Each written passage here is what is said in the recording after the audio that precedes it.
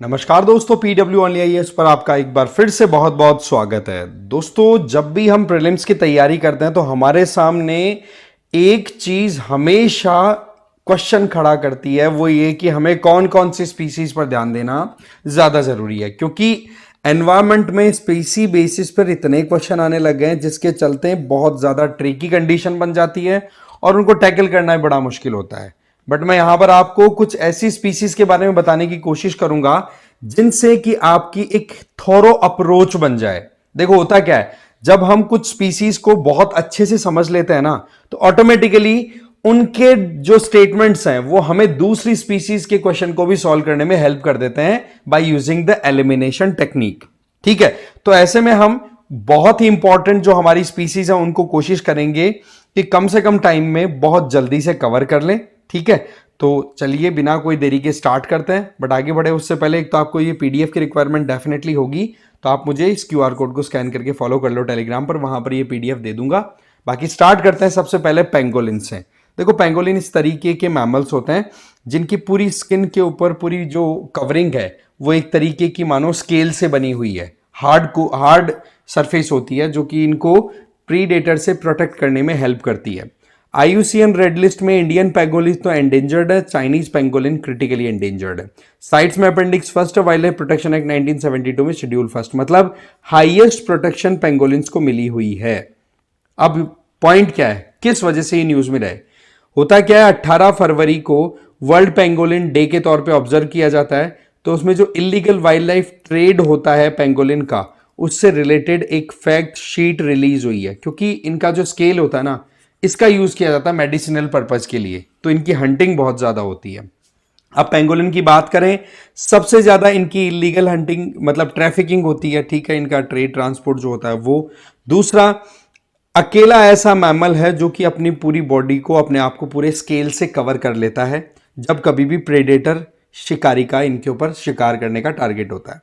ये एंट, टर्मिट्स और लार्वा को खाकर के सर्वाइव करते हैं, इसलिए इनको स्केली एंट ईटर भी बोल देते हैं। इंडियन पेंगोलिन और चाइनीज पेंगोलिन, ये दोनों तरीके के पेंगोलिन हमारे देश में आपको देखने को मिल जाएंगे। कहां मिलते हैं?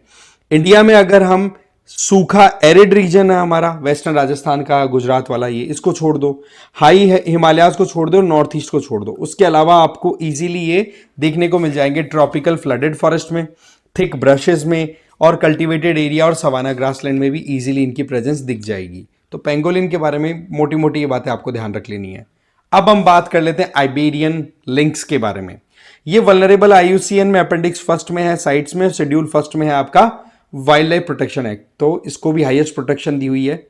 अब सवाल ये आता है कि अभी न्यूज में क्यों है। सबसे पहली चीज, आईयूसीएन ने जो आइबेरियन लिंक्स है इसको वल्नरेबल कैटेगरी से हटा, मतलब एंडेंजर्ड से हटा करके और वल्नरेबल में ट्रांसफर कर दिया। इसका मतलब जो डेथ थ्रेट है इनकी पॉपुलेशन को जो डिक्लाइन करने का कारण था वो बहुत हद तक कंट्रोल हो पाया है, पॉपुलेशन में अच्छा खासा इंप्रूवमेंट देखा गया है, तो इसलिए इनका फिर एंडेंजर्ड से वल्नरेबल कैटेगरी में स्विच करा दिया गया।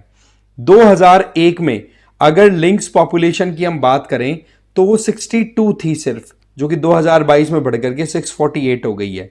करंटली यंग लिंक्स को भी अगर इंक्लूड कर दें तो आप देखोगे कि 2000 से ज्यादा इनकी पॉपुलेशन हो चुकी है। अब आइबेरियन लिंक्स की बात करें तो ये कैट स्पीसी है, जैसा कि आपको दिखाई पड़ रहा है, और सेक्सुअली डायमॉर्फिक, मतलब मेल और फीमेल की अपीयरेंस आपको बिल्कुल डिफरेंट दिखाई पड़ेगी। मेल्स जो होते हैं वो थोड़े हैवी हैं और लंबे भी होते हैं। डिस्ट्रीब्यूशन की बात करें तो आइबेरियन पेनिनसुला, जो कि जनरली स्पेन और पोर्चुगल में है, और इंडिया में जो लिंक्स मिलती है वो है यूरेशियन लिंक्स। ठीक है, जो कि हमारे लद्दाख के कोर डेजर्ट में आपको देखने को मिल जाएगी। इनकी अपीयरेंस की क्वालिटी देखो, लंबे इनके टांग होते हैं, इसके अलावा जो कान है वो पॉइंटी होते हैं। ठीक है, लेपर्ड टाइप इनकी बॉडी पे डॉट्स होते हैं, स्पॉट्स होते हैं। ठीक है, ये इनके बारे में कुछ बेसिक ध्यान होना चाहिए। फिर आता है मरखोर। वाइल्ड लाइफ प्रोटेक्शन एक्ट में शेड्यूल फर्स्ट में है, आईयूसीएन रेड लिस्ट में नियर थ्रेटेंड है, साइट्स में अपेंडिक्स फर्स्ट में है। कंटेक्स्ट की बात करें तो यूनाइटेड नेशन जनरल असेंबली ने 24 मई का दिन इंटरनेशनल डे ऑफ मरखोर डिक्लेयर कर दिया, वेरी इंपॉर्टेंट। फिर बात आती है मरखोर के बारे में कुछ जानकारी। तो जंगल में मिलने वाली बकरियों की जो स्पीसीज है गोट्स की, उसमें सबसे बड़ी है ये।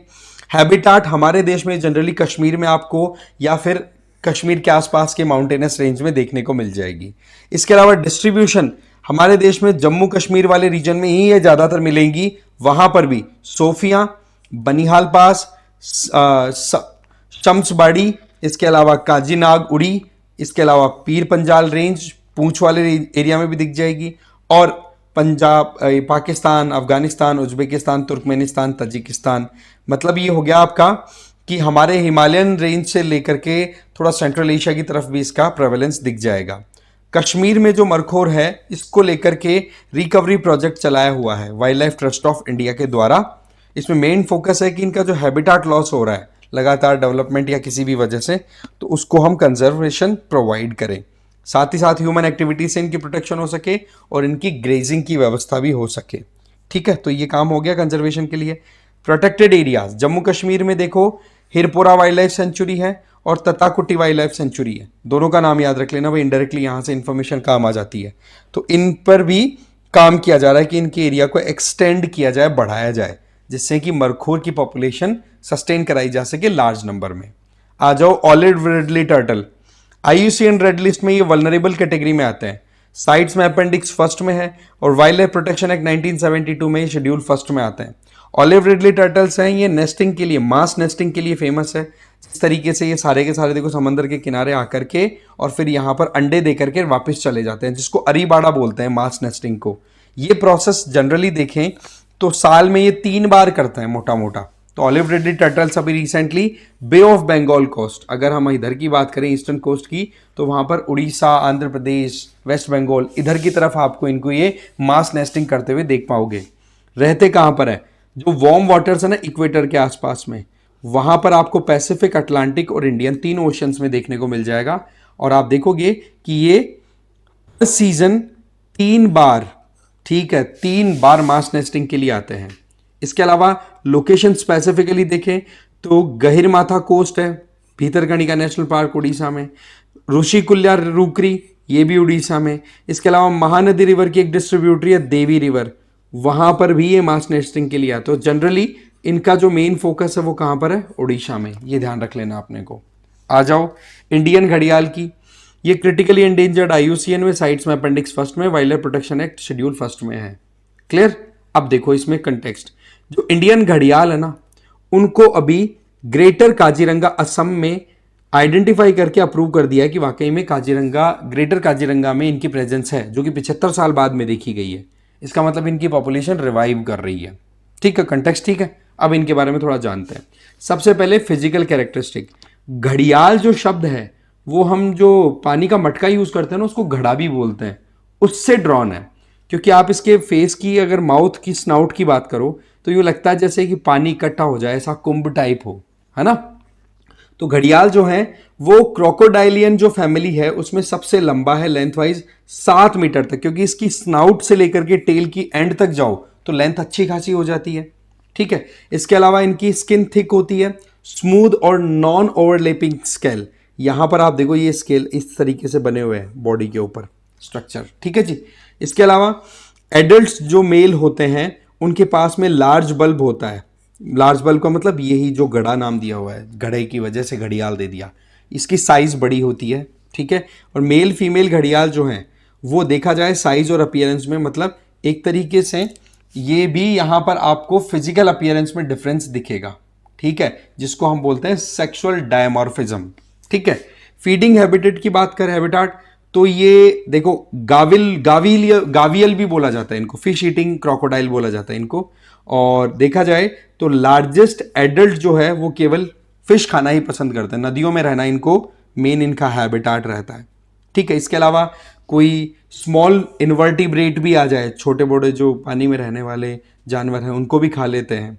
स्केवेंज डेड एनिमल्स की बॉडी जो होती है उनको भी खा सकते हैं, बट ध्यान रखें ये ह्यूमन फ्लैश को कंज्यूम करते नहीं हैं। ये बड़ी इंटरेस्टिंग चीज़ है। ठीक है, और लाइफ स्पैन आप देखोगे तो 50 से 60 साल तक इजीली ये सर्वाइव कर जाते हैं। इसके अलावा हिस्टोरिकली तो ये देखो हमारे यहाँ इंडस, गंगा, ब्रह्मपुत्रा, महानदी, मतलब अच्छा खासा इनका प्रेवलेंस था। बट आज के टाइम पर अगर देखें सच्चाई, तो हमारे पास में गिरवा और चंबल जो कि गंगा रिवर के ट्रिब्यूटरी नेटवर्क में आ जाती हैं, और राप्ती नारायणी रिवर जो कि नेपाल में है, यहाँ पर इनकी प्रेजेंस दिखेगी। पहले आपको अच्छी खासी भूटान, बांग्लादेश, नेपाल, पाकिस्तान हर जगह दिखती थी, बट आज के टाइम पे इंडिया और नेपाल में इनकी पॉपुलेशन रह गई है। खतरा, एक तो क्या, नदियों में पानी जब फ्रीली फ्लो होता है तब ये सर्वाइव करता है, तो एक तो डैम बना दिए गए। दूसरा, इरिगेशन डाइवर्जन की वजह से नदियों में पानी का लेवल रिड्यूस हो रहा है, जिसकी वजह से इनको हैबिटाट प्रॉब्लम आ रही है। इसके अलावा ड्राइंग प्रीवियसली पेरिनियल रिवर, वही बात है, अगेन इरिगेशन की वजह से। प्रे बेस लगातार डिक्लाइन हो रहा है, हैबिटाट डिस्ट्रक्शन, एग हार्वेस्टिंग की जा रही है और इलीगल हंटिंग हो रही है। कंजर्वेशन एफर्ट की बात करें तो प्रोजेक्ट क्रोकोडाइल 1975 में स्टार्ट हुआ, जिसमें इंडियन गवर्नमेंट तो है ही, और उसमें एफएओ और यूएनडीपी का भी सपोर्ट मिला। इसमें मध्य प्रदेश, राजस्थान, उत्तर प्रदेश तीनों में फिर घड़ियाल रिजर्व स्टैब्लिश किए गए, और उनमें आप देखो कि WWF जो world wild life fund for nature जो है WWF, इंडिया ने यूनिवर्सिटी ऑफ टोक्यो जापान के साथ मिलकर के घड़ियाल बायोटेकिंग साइंस का कॉन्सेप्ट भी स्टार्ट किया है, जिससे कि घड़ियाल की पॉपुलेशन को ट्रेस करना और उनके कंजर्वेशन के लिए एफर्ट किए जा सकें।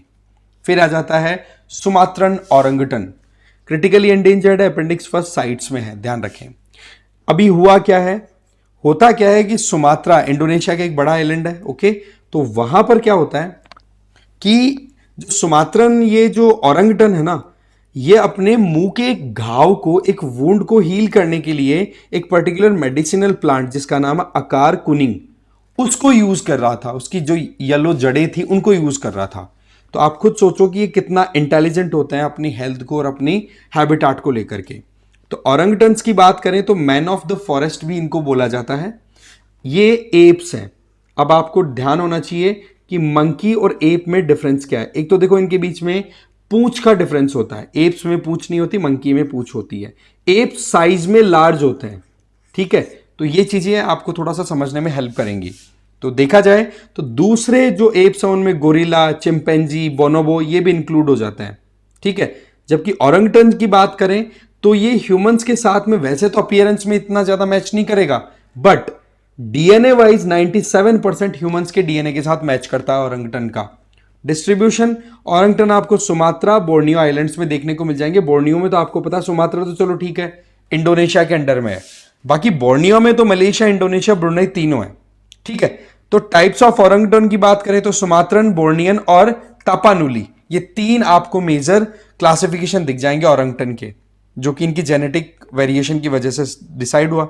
तो सुमात्रन ओरंगटन की बात करें तो इनका चेहरा जो है, आप देखोगे सुमात्रन ओरंगटन जो है उनके चेहरे पे जो बाल होते हैं, ठीक है, वो होंगे, और इनका फर, इनके जो ये बाल होते हैं ना फर, ये रेडिश कलर के होंगे। वहीं पर बोर्नियन ओरंगटन जो है वो आप देखोगे अपीयरेंस में सुमात्रन के कंपैरिजन में डिफरेंट है। चेहरा बोर्नियन वाले का थोड़ा सा ब्रॉड होता है, सुमात्रन का ये देख सकते हो थोड़ा एलोंगेटेड है, लंबा है, और बोर्नियन का थोड़ा चौड़ा होगा, ठीक है, फेस की चौड़ाई ज्यादा मिलेगी। और ये जो बियर्ड है ये बहुत छोटी होती है बोर्नियन की, और डार्कर कलर होता है। और वहीं पर तापानुली ओरंगटन की बात करें तो ये सुमात्रा के नॉर्दर्न रीजन में ही मिलते हैं, बट जेनेटिकली सुमात्रन जो ओरंगटन है उससे डिफरेंट है, तो ये थोड़ा ध्यान रखना है। इसी की हैबिट से रिलेटेड क्वेश्चन आया था, ध्यान हो तो, कि कौन सा इनमें से कौन सी स्पीसी या कौन सा एनिमल है जो कि एक लकड़ी के टुकड़े को अपने टूल की तरह यूज करता है, फिर जो टर्मिट्स हैं या फिर एंट्स हैं उनके बिल में डाल करके उस लकड़ी पे आई हुई एंट्स को खा करके सरवाइव करता है, तो ओरंगटन के ऊपर क्वेश्चन था। फिर आ जाओ स्नो लेपर्ड पे। वल्नरेबल आईयूसीएन में साइट्स अपेंडिक्स फर्स्ट है, सीएमएस अपेंडिक्स फर्स्ट है, wild life protection act schedule first में है, ठीक है जी। अब क्या है, हमारे यहाँ पे फर्स्ट साइंटिफिक सर्वे स्नो लेपर्ड्स का हुआ और पता पड़ा कि ये स्पीसी जो कि छुप जाती है, दिखती है एकदम से गायब हो जाती है, इसकी पॉपुलेशन हमारे देश में अभी 718 हो चुकी है, 718, जिसमें सबसे ज्यादा लद्दाख में है, फिर उत्तर प्रदेश और फिर हिमाचल प्रदेश। इसके अलावा आपको अरुणाचल प्रदेश, सिक्किम, जम्मू कश्मीर में भी देखने को मिल जाएगी। और वर्ल्ड की जितनी स्नो लेपर्ड पॉपुलेशन उसका 10 to 15% इंडिया में रिजाइड करती है। क्लियर? अभी क्यों न्यूज में है, एक तो मैंने बताया फर्स्ट साइंटिफिक सर्वे, और दूसरा किर्गिस्तान के जो प्रेसिडेंट है उन्होंने स्नो लेपर्ड को नेशनल सिंबल के तौर पे भी डिक्लेयर किया है। यह एक ऐसा एनिमल है जो कि सेंट्रल एशिया में भी आपको अच्छा खासा रोम करता हुआ मिल जाएगा। चाहे फिर अफगानिस्तान, भूटान, चाइना की तरफ भी मिल जाएगा। ठीक है, हाई माउंटेनियस कोर्स में मिलेगा। इंडिया के अलावा कजाकिस्तान, किर्गिस्तान रिपब्लिक, मंगोल, ठीक है, Nepal, Pakistan, Russia, Tajikistan, Uzbekistan, मतलब आराम से हाईलैंड रीजन में ये दिख जाएगा। नाम ही स्नो लेपर्ड है तो जहां पे स्नो प्रेजेंट आराम से दिख जाएगा। ठीक है, दिखता बहुत कम है बट प्रेजेंस दिख जाएगी। इनकी थोड़ी सी और डिटेल जाने, या फिर SPAI, snow leopard population assessment की, तो ये फर्स्ट एवर साइंटिफिक एक्सरसाइज है जो कि 2019 से 2023 के बीच में चली। इसमें wild life institute of India के साथ में मेन जो इंस्टीट्यूशन था वो ये लीड करने वाला था। अब आप देखो कहां कहां पर इनकी काउंटिंग की गई। इसमें लद्दाख, जम्मू कश्मीर, हिमाचल, उत्तराखंड, जहां पर हमने ये पॉपुलेशन का देख लिया वही आया गया। खतरा क्या है इनको? देखो, हैबिटाट डिस्ट्रक्शन तो सबका कॉमन मिलेगा, रहने की जगह बर्बाद हो रही है। इन्वेजिव स्पीसीज, दूसरी स्पीसीज की एंट्री, प्रे का पॉपुलेशन डिक्लाइन करना, है ना, पॉल्यूशन का बढ़ना, और लगातार स्नो मेल्ट होने की वजह से इनको खतरा हो रहा है। आ जाओ next, great Indian bustard GIB। ये क्रिटिकली एंडेंजर्ड IUCN में साइट्स में अपेंडिक्स फर्स्ट है और CMS में अपेंडिक्स फर्स्ट है। वाइल्ड लाइफ प्रोटेक्शन एक्ट 1972 में शेड्यूल फर्स्ट में। पॉइंट क्या है? मिनिस्ट्री ऑफ एनवायरमेंट और forest conservation, forest climate change की तरफ से 56 करोड़ रुपए रिलीज किए गए हैं, अप्रूव किए गए हैं, रिलीज तो क्या, अप्रूव किए गए हैं, जिनमें ग्रेट इंडियन बस्टर्ड, गोडावण जिसको बोलते हैं, राजस्थान का स्टेट बर्ड है, और लेसर फ्लोरिकन, दोनों की पॉपुलेशन को कंट्रोल किया जा सके। ठीक है, तो इसमें हम थोड़ा सा पहले GIB की बात मानते हैं। GIB की बात करें तो जितने भी 3 बस्टर्ड स्पीसी इंडिया में मिलती है, जिनमें एक तो बंगाल फ्लोरिकन है, एक लेसर फ्लोरिकन है, उसमें सबसे बड़ी साइज का ग्रेट इंडियन बस्टर्ड है। यह राजस्थान का स्टेट बर्ड भी है। टोटल पॉपुलेशन देखिए तो 140 GIBs आपके देश में मिल जाएंगे, और वहीं पर लेसर फ्लोरिकन्स की पॉपुलेशन 1000 से कम है। GIBs की बात करें तो मेजरली पॉपुलेशन आपको राजस्थान और गुजरात में मिलेगी, कुछ पॉपुलेशन महाराष्ट्र, कर्नाटका और आंध्र प्रदेश में भी। साथ ही साथ ग्रासलैंड इकोसिस्टम की ये एक फ्लैगशिप स्पीसी है। इसका मतलब ये कि इनके कंजर्वेशन के लिए जो सरकार एफर्ट करती है, तो इनके चक्कर में बाकी दूसरी स्पीसीज भी कंजर्व हो जाती है, इकोसिस्टम का बैलेंस बना रहता है।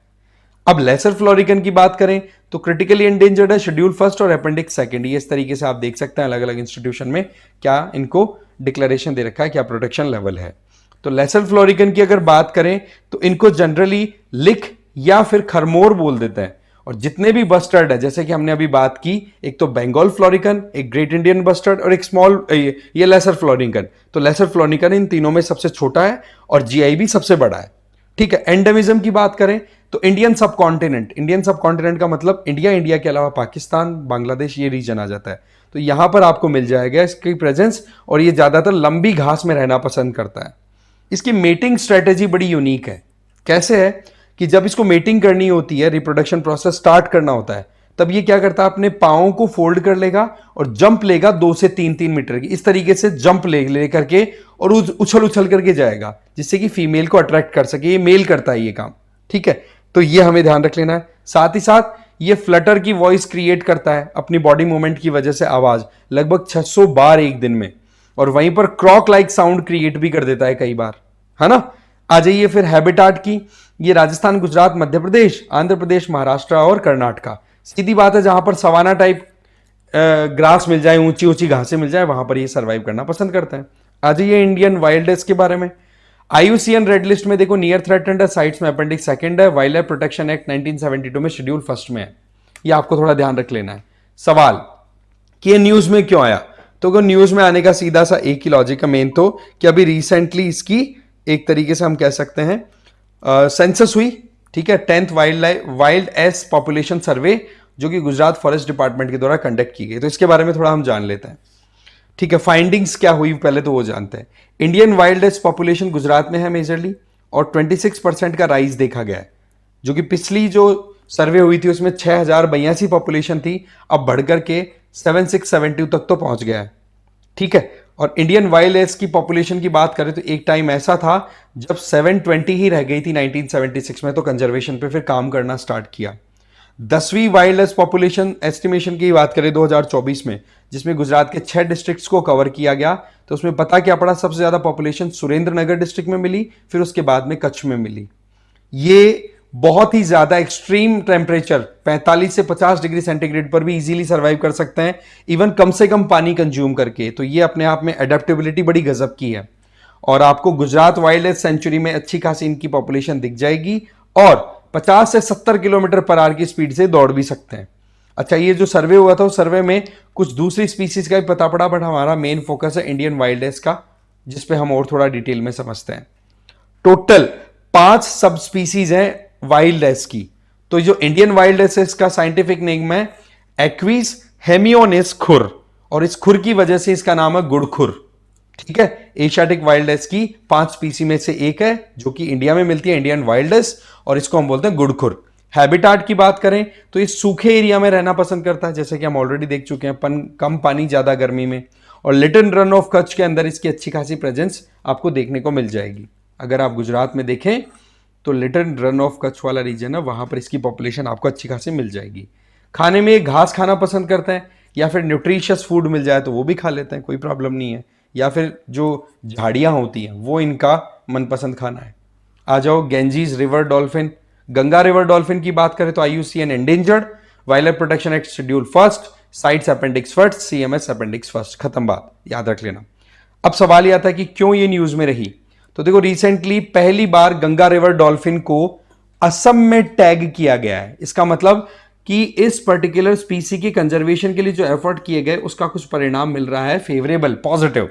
ठीक है, तो अब इसमें इनिशिएटिव की बात करें तो इनिशिएटिव तो देखो ministry of environment forest climate change का था, पर इसको इंप्लीमेंट किया wild life institute of India, साथ में असम फॉरेस्ट डिपार्टमेंट, ठीक है, अरियंक, और फंड किया था कैंपा फंड। कैंपा फंड आपको पता है कॉम्पेंसेटरी एफॉरेस्टेशन फंड होता है, कि एक जगह पे कहीं पे डेवलपमेंट के नाम पर फॉरेस्ट या इकोसिस्टम का आपने डैमेज किया तो उसके बदले में आपको पैसा देना पड़ेगा। तो ऐसे में वो पैसा जो आया उसका यूटिलाइजेशन किया फिर इस पर्टिकुलर स्पीसी के रिवाइवल में। ठीक है, प्रोजेक्ट डॉल्फिन के तहत ये काम हुआ, जो कि 2021 में गवर्नमेंट ऑफ इंडिया की तरफ से स्टार्ट किया गया था, ministry of environment forest climate change की तरफ से। थोड़ा हम इसके बारे में जानते हैं। ये देखो सिटेशियन स्पीसीज हैं, लार्ज जो स्पीसीज होती है ना पानी में मिलने वाली, उनको सिटेशियन बोलते हैं, इसकी कैटेगरी में आती है। और हमारे देश में इसको नेशनल एक्वेटिक एनिमल का टैग भी मिला हुआ है, और ये असम का स्टेट एक्वेटिक एनिमल भी है। तो वहीं पर अपने आप में इसको आइडेंटिफाई करना, इसको टैग करना, ये बड़ी इंटरेस्टिंग बात हो गई। इसको टाइगर ऑफ गेंजीज भी बोलते हैं। क्यों? क्योंकि ये टॉप प्रीडेटर है, जो भी मिलता है उसको खा लेती है पानी में, टॉप लेवल पे, जैसे टाइगर्स है, इकोसिस्टम में मैनेज करके रखता है। साथ ही इंडिकेटर स्पीसी भी है, इकोसिस्टम कितना हेल्दी है, पानी कितना हेल्दी है, उसके बारे में भी सीधा सिग्नल देती है। हैबिटाट और एडेप्टेशन, गंगा रिवर डॉल्फिन की बात करें तो ये फ्रेश वाटर में रहना पसंद करती है, नंबर 1। नंबर 2, ये सांस लेने की 5 से 30 सेकंड के बाद में हर बार इनको सरफेस पे आना पड़ता है। इनको जब कभी भी अपने टारगेट को या फिर अपने रास्ते को डिसाइड करना है तो इकोलोकेशन का मैकेनिज्म, मतलब एक तरीके से अल्ट्रासाउंड मैकेनिज्म यूज करते हैं, जिसमें सिग्नल भेजा जाता है, टकरा करके आता है, उससे आइडिया लगता है कि हमें किधर जाना है, हमारा प्रे कहां है, जिसको हमें हंट करना है, क्योंकि इनकी आंखें नहीं होती। फिर डिस्ट्रीब्यूशन, गंगा रिवर डॉल्फिन है वो 90% आपको इंडिया में मिल जाएंगी, जिसमें गंगा, ब्रह्मपुत्रा, मेघना और जो कर्णफुली रिवर सिस्टम है वहां पर, जो बे ऑफ बंगाल में मर्जिंग होती है वहां पर, उससे जस्ट पहले। फिजिकल अपीयरेंस की बात करें तो देखो इसकी चोंच कितनी लंबी होती है, इसमें कोई डाउट नहीं है। राउंड बेली होती है, मोटा सारा पेट है, स्टॉकी बॉडी है, लार्ज फ्लिपर है, यहां पर देखो ये फ्लिपर्स बड़े बड़े होते हैं। सबसे इंटरेस्टिंग, ब्रीडिंग की बात करें तो 10 महीने का जेस्टेशन पीरियड होता है, गर्भाशय जो होता है वो 10 महीनों का होता है, और 2 से 3 साल में सिर्फ एक बच्चे को ये पैदा करते हैं। ठीक है जी। कंजर्वेशन एफर्ट्स में national dolphin research centre Patna में बना रखा है, और वहीं पर विक्रमशिला गेंजेटिक डॉल्फिन सेंचुरी जो कि भागलपुर बिहार में खोली हुई है। तो ये कंजर्वेशन एफर्ट को शो करते हैं कहां पर क्या कोशिशें हुई हैं। फिर आ जाते हैं लाइन टेल्ड मकाक पे। ये एंडेंजर्ड IUCN में, साइट्स में अपेंडिक्स फर्स्ट में, वाइल्ड लाइफ प्रोटेक्शन एक्ट 1972 में शेड्यूल फर्स्ट में है। लाइन टेल्ड मकाक की अगर बात करें तो कर्नाटका में जो कुरगाली रीजन है ना, वहां पर चामुंडी रेस्क्यू और रिहेबिलिटेशन सेंटर है वाइल्ड एनिमल्स के लिए। वहां पर एक मकाक ने यंग मकाक को जन्म दिया, मतलब पैदा किया एक बच्चे को। ठीक है, तो ऐसे में ये न्यूज में आ गया। लाइन टेल्ड मकाक की बात करें, सबसे पहली चीज नेटिव ओनली टू इंडिया, ये हमारे वेस्टर्न घाट्स में मिलता है, कर्नाटक, केरल, तमिलनाडु वाले रीजन में।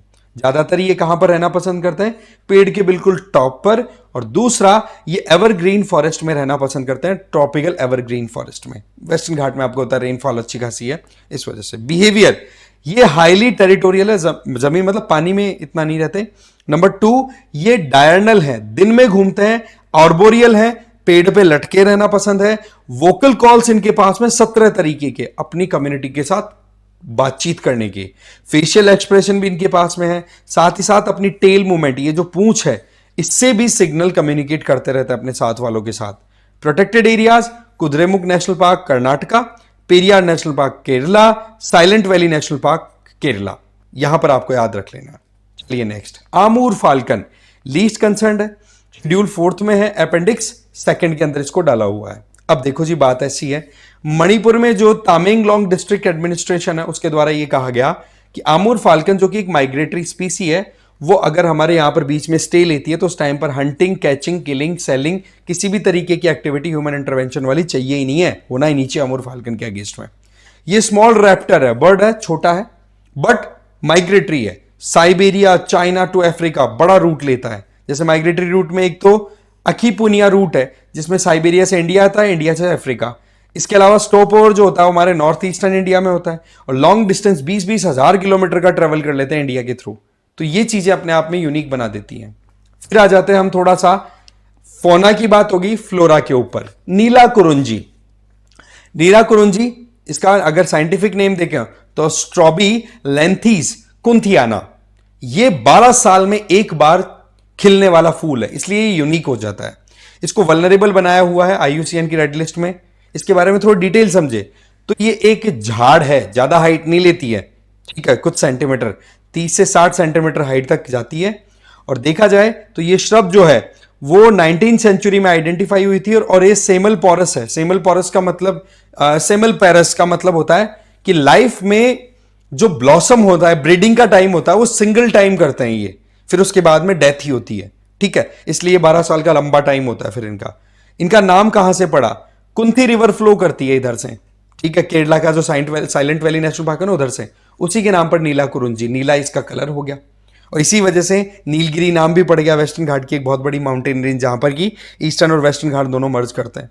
IUCN में वल्नरेबल है। जेनस की बात करें तो स्ट्रॉबिलेंथस है। फैमिली की बात करें तो एक्एंथीसिया है, ठीक है। कैरेक्टरिस्टिक की बात करें तो 30 से 60 सेंटीमीटर हाइट, और वैसे पहाड़ों पर ये ग्रो करते हैं तो वहां पर पहाड़ों की हाइट कितनी रहती है? 1300 से 2400 मीटर की। नीलगिरी माउंटेन्स में ये अच्छी खासी ग्रोथ करते हैं, इस वजह से नीलगिरी नाम पड़ गया इसी की वजह से, तमिलनाडु वाले रीजन में ब्लू माउंटेन्स। इसके अलावा और कहां मिलते हैं?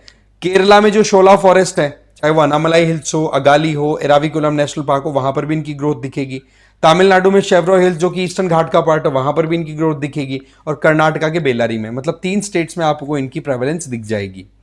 इसके अलावा लास्ट ब्लॉसम की बात करें तो 2006 में हुआ, तो 2006 में इनको ईयर ऑफ कुरुंजी के तौर पर डिक्लेयर कर दिया 2006 को। फिर 12 का मतलब 2006 के बाद में 18, 2018, अब 2018 के बाद 2030 में फिर इनका नंबर आने वाला है।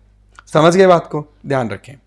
चलिए, रोजवुड, पुष्पा याद आ गई होगी, ठीक है, मूवी। 27th मीटिंग होती है प्लांट्स कमेटी की, और इसमें देखा जाए तो साइट्स के द्वारा गाइडलाइन इशू की गई है जो भी मेंबर कंट्रीज हैं कि कैसे हम रोजवुड के जो इंटरनेशनल ट्रेड होता है इलीगल, इसको रोक सकते हैं। तो ऐसे में साइट्स जो है ना, वो आपको पता है किसी भी स्पीसी के ट्रेड को कंट्रोल करना, रेगुलेट करने का काम करवाता है गवर्नमेंट्स के थ्रू, कि भाई कैसे भी करके स्पीसीज कहीं वाइल्ड से खत्म ना हो जाए। तो ऐसे में ये इंपॉर्टेंट हो जाता है रोजवुड वाला हमारे लिए, ठीक है ना। तो यहां पर आप देखो साइट्स जो है वो रोजवुड की डिफरेंट स्पीसीज को रेगुलेट करता है, जिनमें डाल्बेर्जिया, अफजेलिया, खाया, इसके अलावा टेरो कार्पस, ये नाम याद रख लेना भाई, ये रिसेंटली न्यूज में थे। क्या है ये? रोजवुड की स्पीसीज है। इसको अपेंडिक्स 2 में साइट्स ने डाला हुआ है। इसका मतलब इमीडिएटली तो इसके ट्रेड की वजह से खतरा नहीं है वाइल्ड लाइफ में रोजवुड को, बट यस, अगर ध्यान नहीं दिया गया तो खतरा बढ़ सकता है। फिर आ जाओ नेक्स्ट आपका आ गया रोजवुड में ही, कि रोजवुड की हमारे दो वैरायटी मिलती है। एक तो मिलती है आपकी साउथ इंडिया वाले रीजन में, जिसको हम बोल देते हैं रोजवुड या फिर रेडिश ब्राउन रोजवुड, जिसकी फोटो यहां पर आप देख सकते हो, ये वाली पुष्पा वाली। और एक रोजवुड मिलती है हमारी नॉर्थ इंडिया की तरफ, जिसको शीशम बोलते थे, वो इस तरीके का, जहां पर वो शेखावत फंस गया था, ध्यान हो तो, ठीक है। सो द पॉइंट इज कि रोजवुड जो है वो रोजवुड कॉमर्शियल ट्रेड के लिए काम आने वाली है, और ये ट्रॉपिकल हार्डवुड है जो फैमिली किससे बिलोंग करती है? लेग्यूमिनोसाई, ठीक है, इस फैमिली से बिलोंग करते हैं। डिस्ट्रीब्यूशन रोजवुड आपको Asia, south east Asia, Papua new Guinea, Brazil, Africa, Indonesia, मतलब ट्रॉपिकल रीजन में ये ग्रो करती हुई मिलेगी। इंडिया में दो तरीके की मिलती है, एक तो रेड रोजवुड, ठीक है, जिसको सीसल भी बोल दिया जाता है, एक दूसरी आपकी व्हाइट रोजवुड जिसको बोल सकते हो मोटा मोटा, ठीक है। तो ये हमारे सीसम जिसको बोल देते हैं, ये हिमालयन फुटहिल्स में मिल जाएगी, ठीक है। बिहार, अफगानिस्तान तक भी इसका प्रेवलेंस है शीशम की। फिर आता है एगरवुड। एगरवुड का तो आपने कुछ वीडियोस वायरल होते हुए देखे होंगे कि एक प्लांट है, ठीक है, उस प्लांट में उसको एक तरीके से बीमार किया जाता है, इन्फेक्शन दिया जाता है, ठीक है, और फिर उस इन्फेक्शन के बाद में उसमें फंगल इन्फेक्शन होता है और वो प्लांट की जो हार्डवुड थी शुरू में, वो अब खुशबूदार डैमेज्ड मटेरियल में तैयार हो जाती है। तो ये अपने आप में एगरवुड जो है वो खुशबू के हिसाब से, और कई बार क्या होता है इसका मेडिसिनल पर्पज के लिए भी यूज होता है। तो हो क्या रहा था कि साइट्स में डिबेट चल रहा था, बातचीत चल रही थी कि भाई एगरवुड का जो एक्सपोर्ट इंपोर्ट है इसको भी हमें कंट्रोल करने की जरूरत है। बट इंडिया ये चाह रहा था कि भाई हमारे नॉर्थ ईस्ट में एगरवुड का बड़ा इंपॉर्टेंट हार्वेस्टिंग का प्रोसेस होता है, बहुत इंपॉर्टेंट इकोनॉमी में रोल प्ले करता है, तो हम इसको कैसे इस तरीके से रिव्यू में डाल करके रोक सकते हैं। तो ऐसे में साइट्स में इंडिया ने ताकत लगा दी, और ये जो ताकत लगाई थी वो कहां पे, review of significant trade RST के अंदर, और अल्टीमेटली हमने इसको बचा लिया। इसका मतलब नॉर्थ ईस्ट में एगरवुड की जो हार्वेस्टिंग है वो कंटिन्यू हो सकती है। तो साइट्स जो है वो बेसिकली आपको पता है एगरवुड को कंट्रोल करने के लिए, आई मीन एक्सपोर्ट इंपोर्ट को कंट्रोल करने के लिए, रेगुलेट करने के लिए काम करती है। तो ऐसे में इसको इंडिया ने अपने एफर्ट के आधार पर एगरवुड को किसमें डलवा दिया, नॉन डेट्रीमेंट फाइंडिंग्स, मतलब खतरा नहीं है 2024 से 2027 तक। फिर 2027 में एक बार फिर से इसकी मीटिंग होगी, तब की तब देखेंगे। बाकी फिलहाल के लिए एगरवुड चिप्स, पाउडर और शॉडस्ट काटने के बाद में जो बुरादा बचता है उनका जो एक्सपोर्ट इंपोर्ट होता है, और एगरवुड से जो ऑयल निकलता है उसकी बात करें, वो बहुत महंगा है। आप देखो भाव, 1.5 लाख रुपए, 1.5 लाख किलोग्राम पर ईयर का हमारा एक्सपोर्ट है, और एगर ऑयल का हमारा 7,000 से भी ज्यादा किलोग्राम पर ईयर तक का एक्सपोर्ट है। तो ऐसे में हम इसको छोड़ नहीं सकते थे। एगरवुड की बात करें तो इसको हम एक्विलेरिया मेलेसिनेसिस भी बोल देते हैं। ये फ्रेग्रेंट, डार्क और रेजिनस वुड, दैट मीन्स चिपचिपा सा पदार्थ होता है, ठीक है। और आप देखोगे कि पेड़ को इन्फेक्ट किया जाता है मोल्ड का यूज करके, गरम गरम, मतलब यूं मानो कि गरम गरम छड़ है, रॉड, वो ऐसे कैसे डाल दी जाती है जिससे कि वो इन्फेक्शन वहां पे स्टार्ट हो जाए। नॉर्थ ईस्ट इंडिया में 139.89 मिलियन करोड़ प्लांट्स हैं इसके, अब आप सोचो, है ना, आ जाओ 13.989 करोड़, ठीक है। चलिए फॉर्मेशन की बात करें तो नेचुरली क्या होता है कि हार्डवुड होती है ना, वो तो इतनी काम की नहीं होती, बट जो एक्विलेरिया ट्री है ना उसको इन्फेक्ट किया जाता है, या तो वो नेचुरली इन्फेक्शन में आ जाए, तब फिर वो एक तरीके से बहुत ही खुशबूदार डेंस रेजिन टाइप प्रोडक्ट तैयार कर देती है, या फिर इसको इन्फेक्ट किया जाता है। अब ये जो खुद से इन्फेक्शन लेती है वो तो किससे होता है, फियोएक्रीमोनियम मोल्ड से, और या फिर आर्टिफिशियली इसको इन्फेक्ट किया जाता है, तो उसमें फिजिकल, केमिकल और बायोलॉजिकल तीनों तरीके से। जैसे मैंने आपको फिजिकल बताया कि गरम गरम रॉड जो है उससे लगा दिया जाता है, गरम गरम रॉड पेड़ के अंदर लगा दी जाती है, फिर वो वहां से फिर डैमेज होना स्टार्ट कर देता है, धीरे धीरे फंगल इन्फेक्शन होना स्टार्ट हो जाता है, ठीक है। और आप देखोगे कि 6 से 8 साल में इस तरीके से पूरा प्रोसेस कंप्लीट होता है, और फिर वो लकड़ी काट करके फिर उससे प्रोडक्ट तैयार करके या फिर लकड़ी को सीधा बेचा जा सकता है। इसका यूज परफ्यूम्स बनाने में, इंसेंस बनाने में, ट्रेडिशनल मेडिसिन में, इनमें यूज होता है। तो इस तरीके से आज हमने मोटी मोटी कुछ फौना और फ्लोरा की स्पीसीज देखी है जिनके बारे में हमें आइडिया होना जरूरी है, और ये पीडीएफ के लिए मैंने बता दिया, आप टेलीग्राम चैनल को फॉलो कर लीजिए, ठीक है। तो देखो इस वीडियो में तो इतना ही था। Thank you very much.